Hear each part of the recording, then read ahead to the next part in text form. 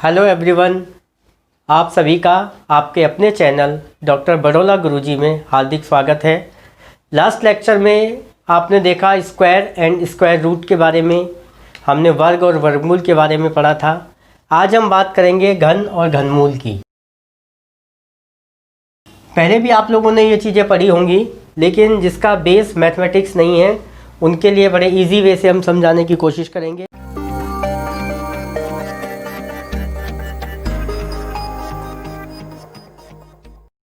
देखिए, घन या घनमूल क्या है। मान लीजिए उसने पूछा कि 2 की घात 3 का मान बताइए। 2 की घात 3 का मान, तो सिंपल है। 2 की घात 3 का मान से मतलब है कि इस 2 की आप 3 बार मल्टीप्लाई कर दीजिए। 2 दूनी 4 दूनी 8, तो इसका आंसर आ जाएगा 8। ऐसे ही मान लीजिए उसने कहा -1 की पावर 3, इसका मान निकालिए। इसमें भी वही तरीका है, -1 को आप 3 बार मल्टीप्लाई कर दीजिए। अब इसमें थोड़ा सा आपको साइन का मल्टीप्लिकेशन आना चाहिए। देखिए, सीधा तरीका है मल्टीप्लिकेशन में कि यदि सेम साइन होंगे तो वह आंसर प्लस आएगा। सेम साइन से मतलब यानी minus multiply by minus equal two plus and plus multiply plus equal two plus. और जहाँ अपोजिट साइन का मल्टीप्लिकेशन होगा वहाँ पर हमेशा नेगेटिव आएगा। ये देखिए, ये अपोजिट साइन का मल्टीप्लिकेशन जब हो रहा है तो नेगेटिव आएगा, और सेम साइन का जहाँ मल्टीप्लिकेशन होगा वहाँ प्लस आएगा। तो अब यहाँ आ जाइए आप, पहले इसको 1 मल्टीप्लाई 1, 1 1 जा 1 और 1 1 जा 1, ये तो आ गया 1। अब बात करते हैं साइन की। तो अब ये देखो, minus minus minus minus plus, तो यहाँ तक प्लस हो गया, और फिर plus minus plus minus minus, तो ये माइनस का 1 आ गया। ठीक है, ये आपने चीज़ें देखी। अब थोड़े से हम सम चलते हैं। जैसे आपने वर्गमूल देखा था, ऐसे ही घनमूल है। इसमें भी गुणनखंड विधि से आप जो है घनमूल निकाल सकते हैं। एक सम है 1728 का घनमूल, गुणनखंड विधि से ज्ञात कीजिए। 1728 का घनमूल गुणनखंड विधि से ज्ञात कीजिए। ठीक है, बड़ा ही सिंपल सवाल है। अब इसको हम करते हैं। तो सबसे पहले हम 1728 के फैक्टर कर लेंगे, गुणनखंड कर लेंगे। तो यहाँ पर हम 1728 के फैक्टर कर लेते हैं। ये देखिए, 2 से चला जाएगा, ये 2 8 16, 1 2 6 12, 2 चौक 8, फिर 2 से जाएगा, 2 चौक 8, 2 3 6, 2 दूनी 4, फिर 2 से जाएगा, 2 दूनी 4, 2 1 कम 2, 2 6 12, फिर 2 से, फिर 2 से, फिर ये 2 से जाएगा। अब ये 3 से जाएगा, 3 निम 27, 3 तिया 9 और 3 एकम 3। तो ये आप देख रहे हैं, ये हमने 1728 के फैक्टर कर लिए। तो 1728 के जो फैक्टर आए वो क्या निकल कर आए, इनको यहाँ लिख लेते हैं हम। 1 2 3 4 5 6, 6 टाइम्स 2 है, इंटू 3 टाइम्स 3। ये हमने इसके फैक्टर निकाल लिए हैं। अब बात आती है, हमने बताया था कि घनमूल से मतलब हो गया ए। अब आप 3 3 का पेयर बना लेंगे। जैसे आप देख रहे हैं यहाँ पर 3 3 का पेयर, 3 3 का पेयर आप इस तरीके से बनाएंगे। ये 3 का एक पेयर, इनका एक और इनका एक। ठीक है, अब इन 3 2 में से 1 2 आप यहाँ उतार लेंगे। इन 3 2 में से 1 2 यहाँ, और इन 3 3 में से 1 3 आप यहाँ उतार लेंगे। यहाँ तक किसी तरीके की कोई दिक्कत। और अब 2 दूनी 4 तिया 12, तो 1728 का जो घनमूल निकल कर आया वो आपका 12 आया। यही इसका आंसर आता है। ठीक है, आप देख लीजिए समझ लीजिए इसको फिर से। सबसे पहले आप गुणनखंड करते हैं, क्योंकि यहाँ घनमूल की बात है इसलिए 3 3 का आप पेयर बनाते हैं। वर्गमूल की बात होती तो आप 2 2 का पेयर बनाते हैं। ये प्रश्न आपके एग्जाम में आएंगे इस तरीके के भी। ठीक है, अगले सम पर चलते हैं। अगला सम आपका आता है 27 × 64। इसका घनमूल ज्ञात कीजिए। बहुत सिंपल है, वही तरीका। सबसे पहले आप 27 के और 64 का आप जो है गुणनखंड कर लेंगे। 27 का यदि आप गुणनखंड करेंगे तो 3 × 3 × 3 आएगा। ठीक है, और 64 के आप गुणनखंड कर लीजिए। 64 के गुणनखंड आप 2 के हिसाब से कर लीजिए या 4 के हिसाब से भी करेंगे तो 4 × 4 × 4। ठीक है, ये हो गया। यहाँ देख लिया आपने, तरीका वही है फिर, क्योंकि घनमूल की बात कर रहे हैं तो 3 3 का एक पेयर आप इसमें लिख सकते हैं। तो इसमें से यानी इसका मतलब आपको एक 3 ये बाहर लेना है और एक 4 ये बाहर लेना है। ठीक है, और 3 चौक 12। तो इसमें आपका आंसर जो है वो 12 आ जाएगा। यहाँ पर आप इस तरीके से इसको बाद में लिख सकते हैं। घनमूल से मतलब ये है कि आप फैक्टर करें और फैक्टर करने के बाद आप उसके 3 3 का पेयर बना के एक एक संख्या को बाहर ले आए। अगला करते हैं। देखिए मैथ्स जो है वो प्रैक्टिस सब्जेक्ट है, उसमें आपको प्रैक्टिस करनी पड़ेगी, इसलिए हम कोशिश करते हैं कि मैक्सिमम एग्जाम्पल्स आपको बता दें। जैसे एक है 29 सही 791, 29 सही 791 अपॉन ये है 1000 का घनमूल बताइए। ये प्रश्न आ चुका है, का घनमूल बताइए। तरीका वही है, जब इस तरीके का मिक्स्ड फ्रैक्शन आते हैं तो उनको आप कैसे बनाते हैं। जब ऐसा जो है मिश्रित भिन्न आती है तो आप इसकी इसमें मल्टीप्लाई करते हैं और इसको जोड़ देते हैं। यानी 1000 में आप 29 की गुणा करेंगे तो ये हो जाएगा 0 0 0 29, और इसमें कितना 791 जोड़ देंगे तो ये आ जाएगा। तो अब आपको घनमूल ज्ञात करना है 29,791 बटे 1000 का घनमूल ज्ञात करना है। वही पुराना तरीका अपनाइए। आप 29,791 के जो है फैक्टर करके करिए।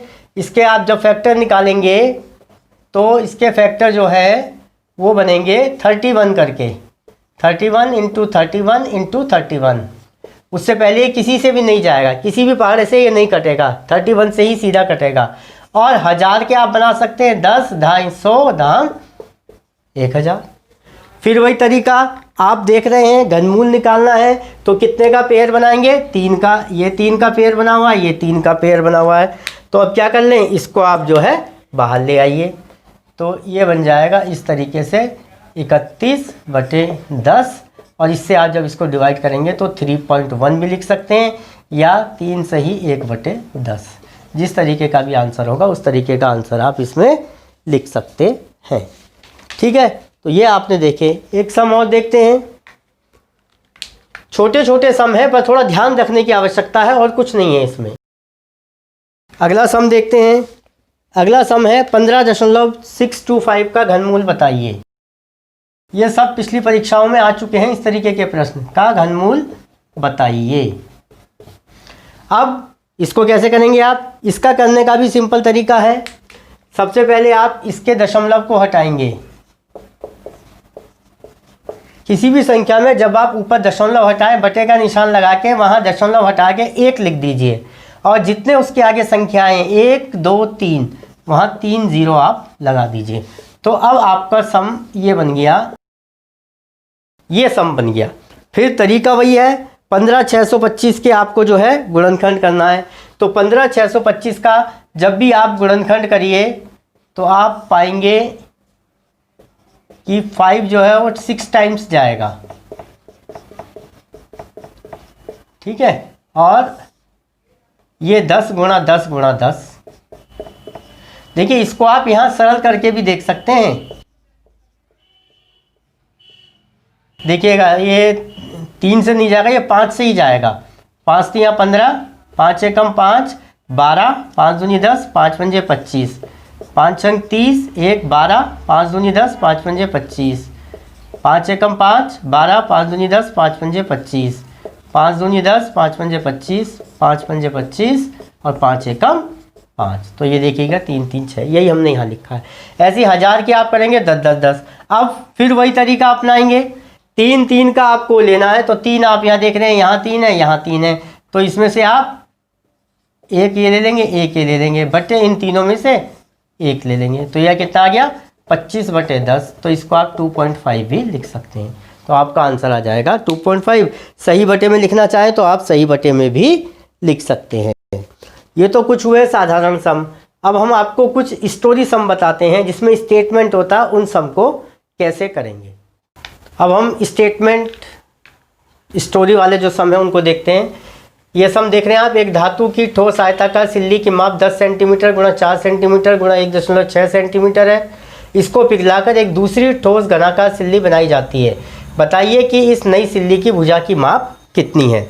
तो सबसे पहले जो हमें पता है वो क्या पता है, ठोस आयताकार सिल्ली है एक, जिसकी माप हमको पता है। तो सबसे पहले हम उस सिल्ली का आयतन निकाल लेंगे। आयतन का फार्मूला क्या होता है, जो घनाकार आयतन होता है, ये ठोस आयताकार सिल्ली है, इसका फार्मूला होता है लंबाई गुणा चौड़ाई गुणा ऊंचाई। लंबाई दी है आपको 10, चौड़ाई 4 और ये 1.6। तो यदि आप इनकी मल्टीप्लाई करेंगे तो आप पाएंगे 64 सेंटीमीटर क्यूब। ये आपको मिल गया इस ठोस आयताकार सिल्ली का आयतन। अब वो कहता है इसको पिघलाकर एक दूसरी ठोस घनाकार सिल्ली बनाई जाती है। अब जो नई घनाकार सिल्ली है, नई घनाकार सिल्ली, तो हमने माना कि एक भुजा x सेंटीमीटर, हमने माना कि जो नई सिल्ली बनी है घनाकार सिल्ली, उसकी जो है एक भुजा x सेंटीमीटर है। तो आयतन क्या हो जाएगा उसका,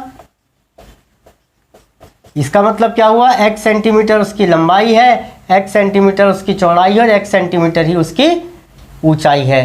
तो ये बन जाएगा x की पावर 3। तो ये हमें पता लग गया इसका आयतन। अब हम इस x की पावर 3 इजिकल टू, क्योंकि हमें 64 दिया हुआ है, इस 64 के इक्वल टू रख देंगे और x बराबर क्या हो जाएगा 64 का घनमूल।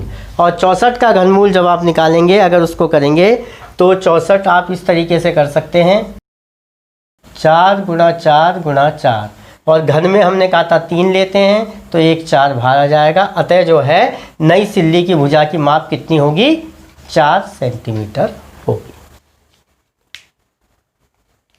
फिर समझ लीजिए, धातु की ठोस आयताकार सिल्ली की माप दी है। सबसे पहले इसका आयतन निकाल लेंगे, लंबाई चौड़ाई ऊंचाई करके।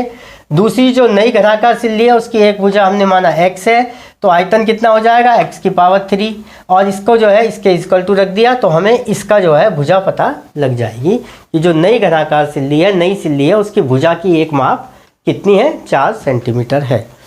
दूसरा सम देखते हैं। एक फल निर्यातक घनाकार पेटियों में सेबों की पैकिंग इस प्रकार करता है कि एक पंक्ति में जितने सेब रखे जाते हैं, पेटी में सेबों की उतनी ही पंक्तियां हैं तथा सेबों की उतनी ही तहें हैं। यानी जितने सेब रखे जाते हैं उतनी ही पंक्तियां हैं और उतनी ही उसकी तहें हैं। ये देख रहे हैं आप, 3 चीज़ें नोट कर लीजिए। जैसे ही आप इन चीज़ों को देखेंगे कि सेब, सेबों की पंक्तियां, तहे, इससे आपको पता लग जाएगा कि ये जो है घनमूल का सवाल है। जहाँ आप सेब, सेबों की पंक्तियाँ और तहे, तो इससे क्या पता लगेगा कि घनमूल का सवाल है। तो हम मानेंगे माना पंक्ति में x सेब रखे गए हों, माना पंक्ति में x सेब रखें। ठीक है, ये हमने माना कि माना पंक्ति में कितने सेब हैं, x सेब रखे हैं। तो पेटी में रखे सेबों की संख्या कितनी हो जाएगी, पेटी में रखे सेबों की संख्या, पेटी में रखे सेबों की संख्या तो कितनी हो जाएगी, क्योंकि उतने ही सेब उतनी पंक्तियाँ उतनी ही तहे, तो x गुणा x। और जब हम x की 3 बार मल्टीप्लाई करेंगे तो क्या हो जाएगा, ये x टू पावर 3। तो सेबों की संख्या कितनी आ गई, x की पावर 3। और कुल सेब हैं कितने, x की पावर 3 इज इक्वल टू कुल सेब है 3375।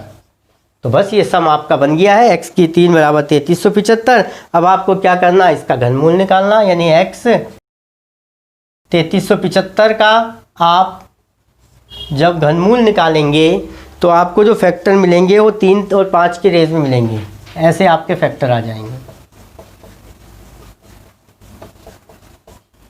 ठीक है, अब इन 3 में से एक 3 आ गया, इन 3 में से एक 3 आ गया, तो ये इधर देख लीजिएगा इसको, 3 × 5 तो 15। तो प्रत्येक पंक्ति में कितने, 15 सेब जो हैं वो रखे गए हैं। इस तरीके से ही कुछ स्टोरी सम और भी आते हैं। तो ये घन के सवाल आपने देखे, क्यूब के और क्यूब रूट निकालना बहुत ही आसान है। जैसे वर्ग में वर्गमूल करते थे या वर्ग निकालते थे, वर्ग का मतलब स्क्वायर 2 और घन का मतलब 3। तो जहाँ पर हम फैक्टर करते हैं वर्ग में 2-2 का पेयर लेते थे, घन में हम 3-3 का पेयर ले लेंगे। बहुत ज़्यादा टफ नहीं है, पर आप प्रैक्टिस ज़रूर कीजिएगा। तो ये घन और घनमूल के टॉपिक को हम यहीं समाप्त करते हैं। अगले टॉपिक में हम आपको जो है प्रायिकता के बारे में बताएंगे, प्रोबेबिलिटी जिसको हम बोलते हैं। तो अगले लेक्चर में फिर आपसे मुलाकात होगी। तब तक के लिए doctor Rakesh Badola says all of you. जय हिंद, जय भारत।